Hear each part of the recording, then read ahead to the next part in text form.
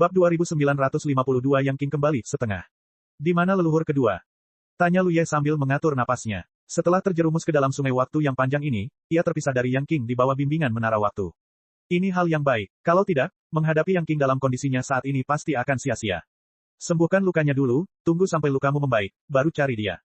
Kata Taling perlahan. Luye mengangguk dan segera menutup matanya untuk mengatur napas.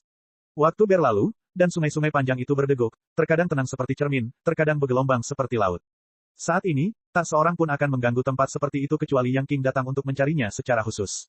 Namun, Yang King telah kehilangan akal sehatnya dan telah lama menjadi boneka Yuan, dan sungai waktu yang panjang adalah tempat di mana mata Yuan tak akan pernah bisa diperhatikan di seluruh alam semesta ini.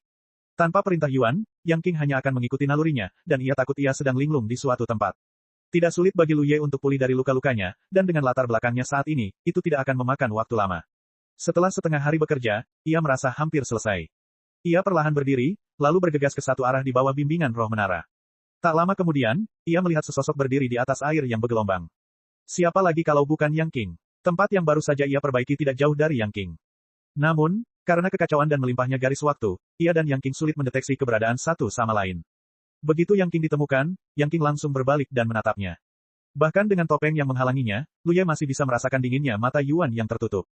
Yuan benar-benar tidak bisa mengendalikan Yang King saat ini, tetapi sebelum memasuki sungai waktu yang panjang, Yang King menerima instruksi Yuan. Jadi ketika melihat Luye, Yang King langsung bertindak.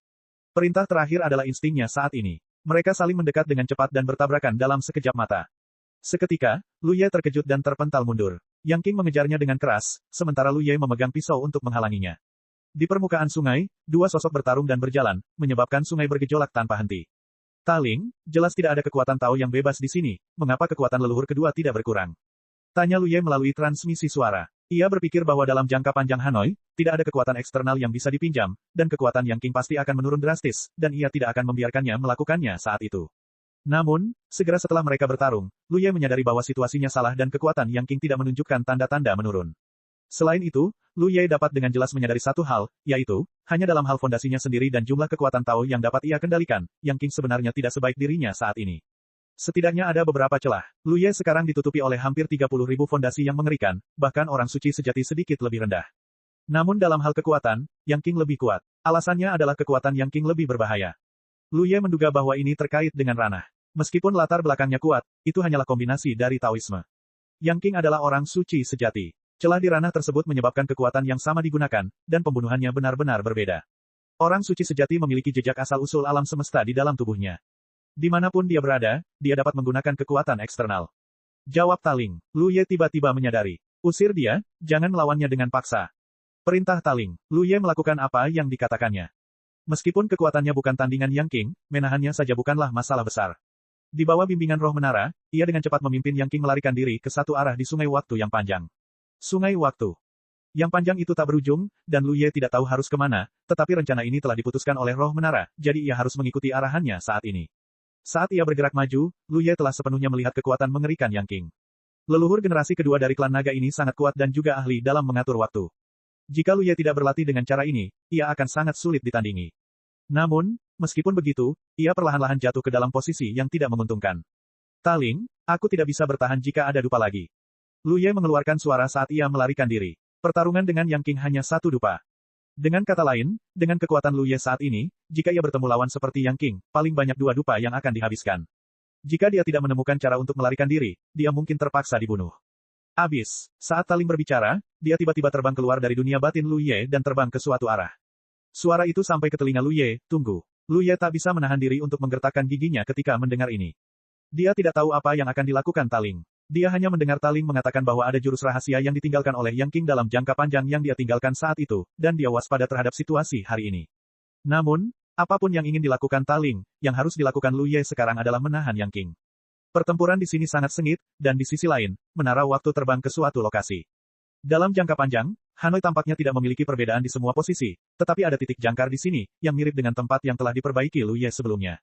Namun, setelah Taling tiba di sini, ia terbang mengitari titik jangkar yang seperti karang itu beberapa kali, seolah-olah sedang menentukan sesuatu. Tak lama kemudian, ia tiba-tiba berdiri di titik jangkar. Kemudian, cahaya di menara bersinar terang, dan seberkas cahaya warna-warni melesat turun dari dasar menara dan tercetak di titik jangkar. Dalam sorotan cahaya itu, kekuatan waktunya sangat kuat. Saat sorotan cahaya masuk, banyak pemandangan di jangkar berubah dengan cepat. Tak jauh dari sana, Lu Ye berjuang untuk menghadapi serangan gila Yang King. Pada titik ini dalam perang, ia berada dalam kondisi penindasan total. Ia layak menjadi leluhur generasi kedua dari klan naga, orang suci sejati pertama di alam semesta ini, dan yang terkuat. Pada saat ini, bahkan jika Yang King hanya bersaing dengan naluri, Lu Ye tidak memiliki kesempatan untuk memanfaatkannya. Lu Ye berulang kali ingin menukar luka dengan luka. Ini menguntungkannya, karena pedang Fang sekarang memiliki kekuatan dua klan militer, terutama kekuatan kesedihan. Begitu dia melukai Yang King, itu dapat menciptakan tingkat segel tertentu pada kekuatannya. Mungkin tidak terlalu banyak, tetapi setidaknya itu akan membuat situasi Lu Ye lebih baik. Tetapi dia tidak memiliki kesempatan ini sama sekali. Yang King tampaknya memiliki kewaspadaan alami terhadap pedang Fangdang, dan naluri ini benar-benar mengerikan. Setelah secangkir teh, Lu Ye akhirnya mendapat kesempatan. Yang King menemukan gerakan dan memukul tubuhnya dengan satu gerakan, dan tenggorokannya tiba-tiba menjadi manis. Dia terkejut dan dengan cepat memperbaiki tubuhnya, dan kemudian menstabilkan situasi lagi. Jika mereka tidak melawan situasi tadi, itu akan menjadi situasi di mana pasukan dikalahkan. Bab 2952 Yang King kembali, 2/2. Jika orang kuat seperti mereka menghadapinya dan ceroboh, itu akan menjadi situasi di mana segalanya akan hancur. Belum pernah Lu Ye merasa waktu berlalu begitu lambat. Tepat saat ia sedang membalas serangan gila Yang King dengan sekuat tenaga, ia tiba-tiba merasakan sesuatu yang tidak biasa pada roh menara. Kemudian ia melotot melihat sosok yang terbang keluar dari titik jangkar dan berdiri di samping roh menara. Taling berkata dengan penuh semangat, "Tuan, akhirnya kita bertemu lagi. Apakah sudah waktunya?" Setelah sosok itu muncul, ia berkata dengan lemah, lalu melihat sekeliling dan melihat Lu Ye dan Yang King bertarung di sana, dan mau tidak mau mengangguk, memang benar sudah waktunya. Kemudian ia menggoyangkan tubuhnya dan terbang lurus menuju kelompok pertempuran. Karena penglihatannya, mata Lu Ye melewati Yang King dan menatap sosok Na Fei Lai, dan ekspresinya terhenti dan wajahnya tertegun.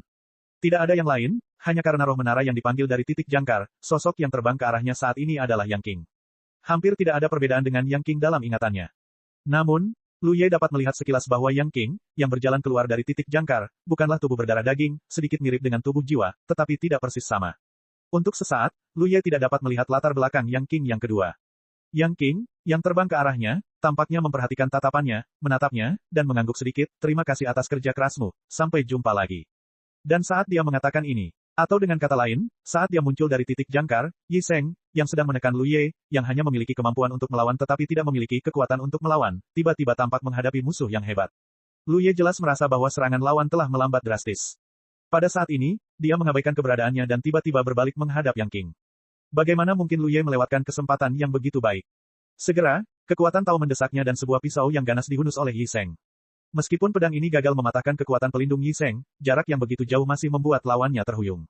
Namun, ia mengabaikannya dan hanya mengerahkan seluruh kekuatannya untuk menghantam Yang King tepat di wajah lawannya. Serangan itu mengenai Yang King, tetapi tidak efektif. Serangan itu menembus tubuhnya, seolah-olah Yang King bukanlah entitas fisik sama sekali saat ini. Segera setelah itu, Yang King langsung menerjang tubuh Yi Sheng. Yi Sheng yang sedang bergerak tiba-tiba membeku di tempat. Mata Lu Ye berbinar, ia telah melihat beberapa trik, dan ia diam-diam bersemangat. Datang. Pada saat ini, Yi Sheng tiba-tiba berbicara, lalu menggerakkan tangannya, dan menara waktu yang sedari tadi diam di tempatnya, melayang ke tangannya. Segera setelah itu, ia berbalik perlahan dan melepas topeng di wajahnya. Lu Ye terkejut, tetapi saat ini, ekspresi Yang King sangat menyakitkan, seolah-olah ia sedang menderita siksaan yang tak terbayangkan, bahkan urat biru di dahinya pun membesar. Ia menggertakkan gigi dan menatap Lu Ye, lalu berkata, "Temanku, cepatlah dan gunakan kekuatan pohon untuk membantuku." Lu Ye tidak berani ragu ketika mendengar ini. Ia segera melangkah maju, mengangkat tangan dan menepuk bahu Yang King, lalu mengaktifkan kekuatan pohon bakat. Akar tak terlihat menyebar, membakar kekuatan erosi yang terkumpul di tubuhnya. Sejak ia membantu Mu Yumui dan Huan Kai menyelesaikan nasib mereka yang terkikis, Lu Ye berpikir bahwa menyelesaikan masalah orang suci sejati tidaklah sulit. Selama ia memiliki kesempatan untuk mengaktifkan kekuatan pohon bakat pada orang suci sejati, ia dapat memperbaiki keadaan. Namun, kesulitannya terletak pada kenyataan bahwa Sein sejati terlalu kuat dan dia tidak memiliki kesempatan ini sama sekali. Dengan kerja sama aktif Yang King saat ini, tentu saja dia dapat berhasil dengan mudah, bukan? Karena pohon bakat melahap dan memurnikan sejumlah besar harta, kekuatannya tidak lagi sebanding dengan masa lalu. Setelah pemurnian ini, rasa sakit dan perjuangan di wajah Yang King jelas melemah dengan cepat, dan bahkan kegelisahannya perlahan mereda.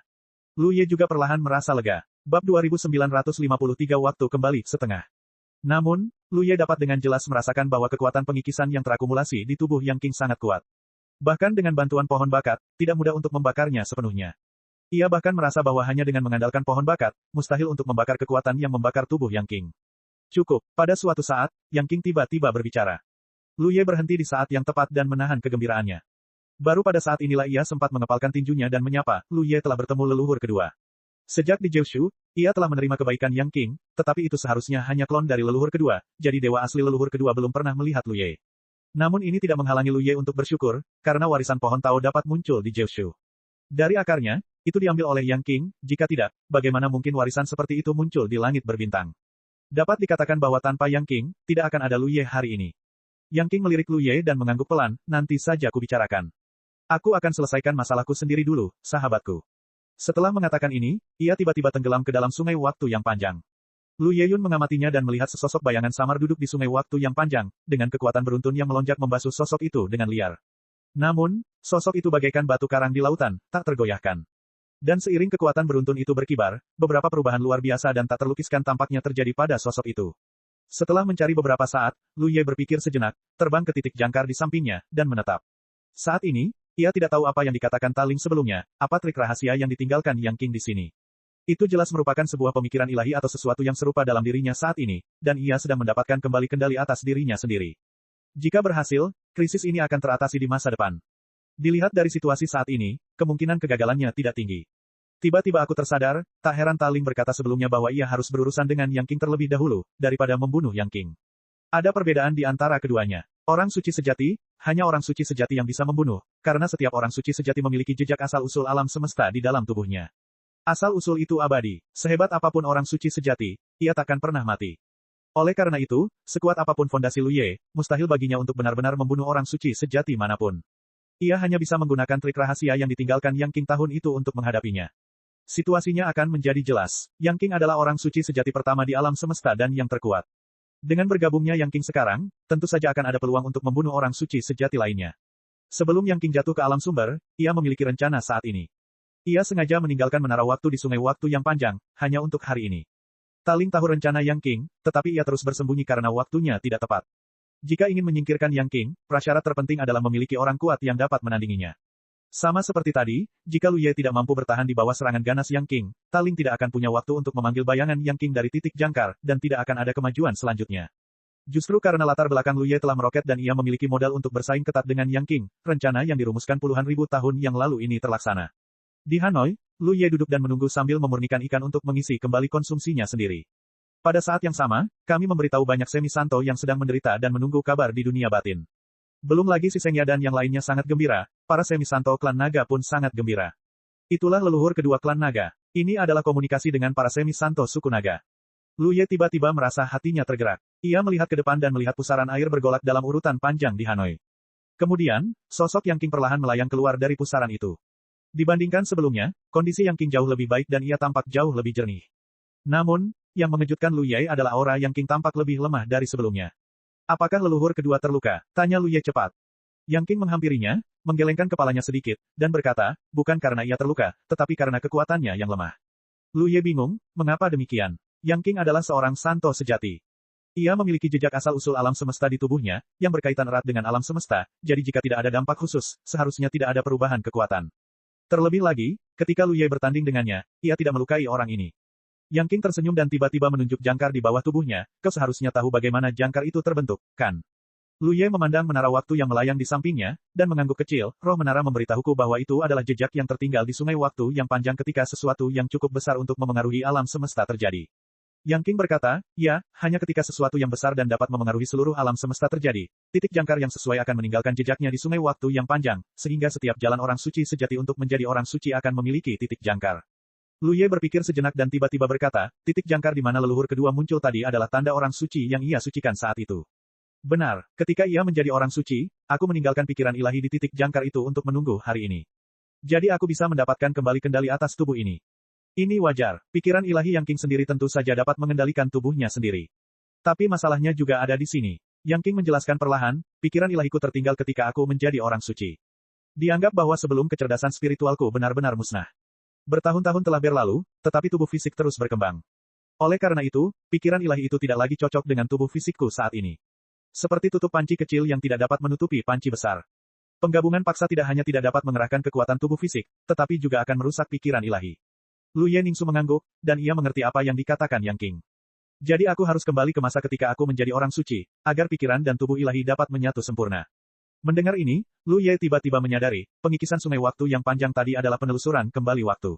Ya, Yang King menatap Lu Ye dengan penuh persetujuan, hanya di sini, dengan bantuan kekuatan menara kecil, aku bisa melakukan ini. Lu Ye sangat gembira, dan ia kembali ke keadaan ribuan tahun yang lalu. Awalnya, kedengarannya luar biasa. Di dunia, hanya Yang King yang bisa melakukannya. Leluhur generasi kedua dari klan naga ini memiliki pencapaian yang tak terhitung dalam hal waktu. Memikirkan hal ini, Lu Ye tiba-tiba menundukkan wajahnya. Leluhur kedua, dengan cara ini, kekuatanmu saat ini. Yang King tersenyum dan berkata, inilah level menjadi orang suci. Dengan kata lain, kekuatan Yang King saat ini mungkin telah jauh melemah dibandingkan sebelumnya, tidak heran auranya berubah drastis. Ini berbeda dari yang dibayangkannya, adegan di mana ia bisa bergabung dengan Yang King dan bertarung bersama. Jika Yang King bergabung dengannya berdasarkan kekuatannya sebelumnya, banyak orang suci sejati yang tersisa pasti akan menjadi lawan mereka, tetapi sekarang akan sedikit sulit.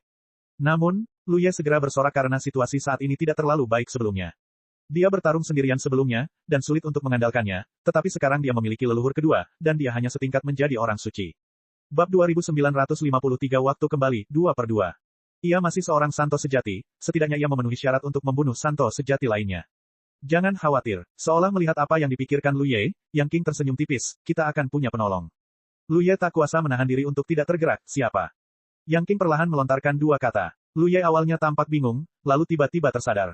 Di dalam jurang bintang, terdapat tempat yang sunyi dan sepi. Sebelumnya, menara waktu memanggil sungai waktu yang panjang. Setelah Lu Ye dan Yang King menghilang, jumlah Santo sejati yang tersisa di sana terhuyung-huyung. Ini berbeda dengan situasi Lu Ye sebelumnya yang melarikan diri ke langit berbintang. Cacat di langit berbintang telah diperbaiki, jadi Qi dan yang lainnya berkumpul di sana untuk menunggu kelinci itu. Namun, jika Lu Ye muncul dari sungai waktu yang panjang, ia tidak akan dapat menentukan di mana ia muncul. Para Santo sejati juga kesulitan untuk melakukan penyebaran awal yang efektif, sehingga mereka hanya bisa menunggu di sini. Di tempat yang sunyi dan sepi ini, suara deras sungai tiba-tiba terdengar, dan kemudian sebuah sungai besar tiba-tiba muncul. Para Santo sejati digital yang bertugas mengejar Lu Ye segera bertindak dan menyerbu Lu Ye, dan di antara mereka, Qi Sheng adalah yang tercepat. Sosoknya tiba-tiba menjadi kabur, seolah-olah ia telah memasuki ruang dan waktu lain saat ini. Di tempat lain, Lu Ye baru saja berdiri tegap dan tiba-tiba menatap kehampaan tak jauh darinya. Riak dan liku-liku beriak dan berkelok-kelok, dan jelas bahwa seseorang akan melewatinya. Ekspresi Lu Ye langsung menegang. Situasinya sama seperti yang ia duga. Selama ia berjalan keluar dari sungai waktu yang panjang, Qi Sheng memang akan menjadi yang pertama mengejarnya, karena ia mahir dalam hal ruang dan melintasi kehampaan, yang jauh lebih nyaman daripada Santo sejati lainnya. Dalam satu tarikan napas, sosok Qi Sheng telah menjadi padat. Lu Ye tidak ragu lagi, dan melangkah maju dan membunuh di depan Qi Sheng, dengan kekuatan taunya yang melonjak liar. Pada saat yang sama, ia mengulurkan tangannya dan sebuah portal muncul di sampingnya. Dari portal itu, Yang King berjalan keluar dengan sosok yang tinggi. Qi Sheng jelas tercengang, atau lebih tepatnya, bukan Qi Sheng yang tercengang, melainkan sedang mencurahkan kehendaknya ke tempat ini dan mengendalikan jurang yang dilewati Qi Sheng. Ini pertama kalinya ia menyadari kejanggalan Yang King. Qi Sheng ingin mundur, tetapi tidak masalah jika tidak ada yang mengganggu pesawat ulang-alik semacam ini. Lu Ye berhadapan dengannya, bagaimana mungkin ia mundur hanya karena ingin mundur? Apalagi pesawat ulang-alik Qi Sheng telah berakhir. Ketika kehampaan di sekitarnya tiba-tiba berputar, sosok Qi Sheng benar-benar membeku. Pada saat ini, kekuatan waktu melonjak, dan waktu di sekitarnya tampak membeku. Yang King meninju tubuh Qi Sheng dengan pukulan yang dahsyat. Pada saat yang sama, cahaya pedang yang terang juga datang. Setelah tinju itu, Yang King membuat tubuh Qi Sheng terhuyung-huyung. Namun, celah kekuatan itu tidak menembus kekuatan pelindung Tao Qi Sheng. Namun, gelombang cahaya pedang berikutnya berhasil menembus kekuatan pelindung Qi Sheng, meninggalkan bekas yang dalam di tubuhnya. Dalam sekejap, darah mengalir deras. Cek cek cek cek cek cek cek cek. Rakan-rakan kultivator sekalian, sebelum retret, sila terus berkultivasi untuk jurus subscribe, like, share dan komentar agar sekte novel Sadim terus berkembang pesat.